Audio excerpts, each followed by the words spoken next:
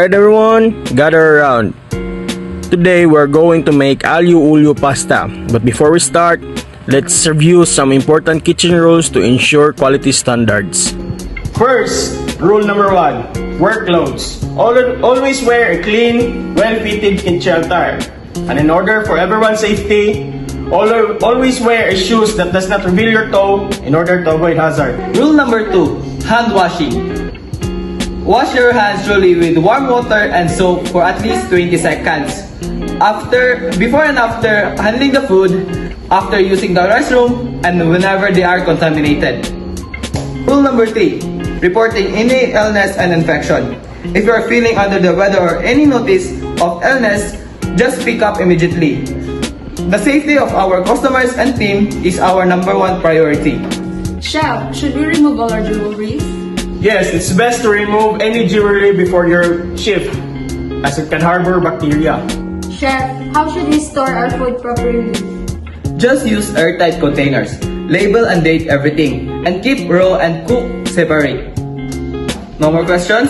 None, Chef! Alright, let's get started. Turning 1, bring out the pasta, garlic, chili flakes, olive oil, parsley, and parmesan cheese. Yes, Chef.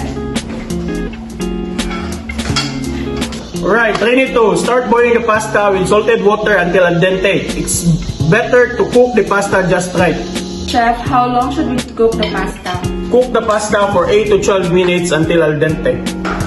And Chef, what is an al dente? Al dente is not too soft, not too hard, just right. Okay, Chef, got it. Turning 1, while the pasta is cooking, heat olive oil in a pan over medium heat. Add minced garlic and chili flakes, sauteing until fragrant. Got it, Chef. Turning 1, once the garlic is golden, remove the pan from heat to avoid burning. We don't want any bitter flavor. Understood, Chef. Okay, training number 3. When the pasta is ready, drain it and reserve some pasta water. Then add it to the pan with the garlic and chili oil. Turning 3, toss the pasta with the garlic oil, adding a splash of the reserved cooking water if needed, to create a silky sauce that coats the noodles. Chef, how much pasta water do we need? Just reserve about 1/4 cup of pasta water. Okay, Chef, got it. And finally, training number 3.